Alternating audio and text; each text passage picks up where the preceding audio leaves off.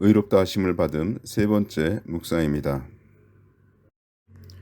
성경에는 그리스도 안에서라는 표현이 많이 나오죠. 이것은 그리스도께서 창조의 주체이시며 모든 만물이 주님을 위하여 창조되었으므로 주님께서 우주의 중심이 되심을 말합니다. 주님을 믿을 때 나는 나 중심적으로 사는 것을 버리고 주님 앞에 굴복하게 됩니다. 그리스도인이 될 때 사람은 처음으로 자신이 꺾이는 체험을 가집니다.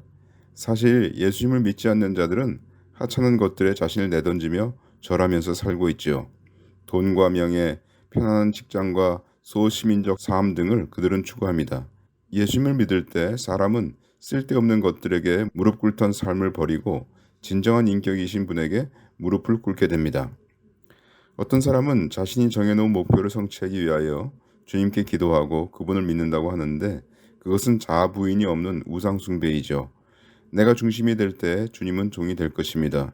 주님을 섬긴다는 것은 그분이 중심이 되어 나에게 말씀하실 때 내가 그분의 말씀에 순종한 것을 말합니다.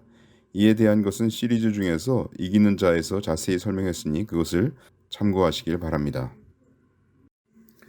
성경은 우리가 하나님의 의가 되었다고 선언하고 있는데 원래는 누가 하나님의 의입니까? 위 고린도후서 말씀에서 하나님의 의와 같은 표현을 찾는다면 무엇일까요? 그것은 죄를 알지도 못하신 자, 곧 그리스도라고 볼 수 있습니다. 곧 그리스도께서 하나님의 의이신 것이죠. 그런데 그분께서 우리에게 오셔서 우리의 의가 되셨습니다.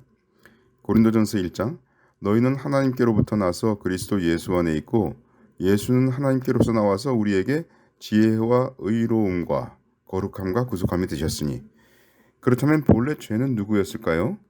본래 죄 가운데 빠져서 소망이 없던 자는 다름 아닌 나 자신이었습니다. 그런데 의이셨던 그리스도께서 죄가 되셨고 죄였던 내가 의가 되었으니 놀라운 일입니다. 여기서 죄와 의가 바꿔치기 된 것이 보입니까?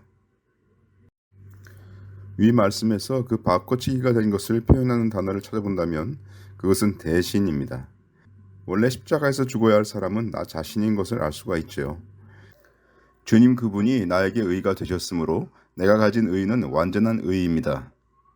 내가 이 거룩한 의를 소유했기 때문에 거룩하신 하나님 앞에 설 수가 있게 됩니다.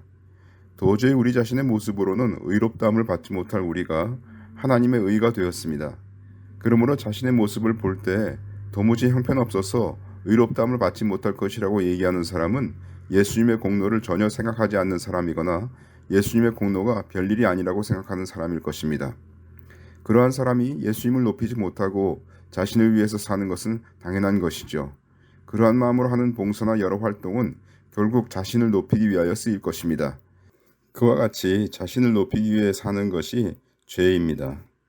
아무리 선하게 보인다 할지라도 거기에 자신을 부인함과 예수님을 높이는 것이 없으면 하나님께 영광 돌리는 것이 아닌 것이죠.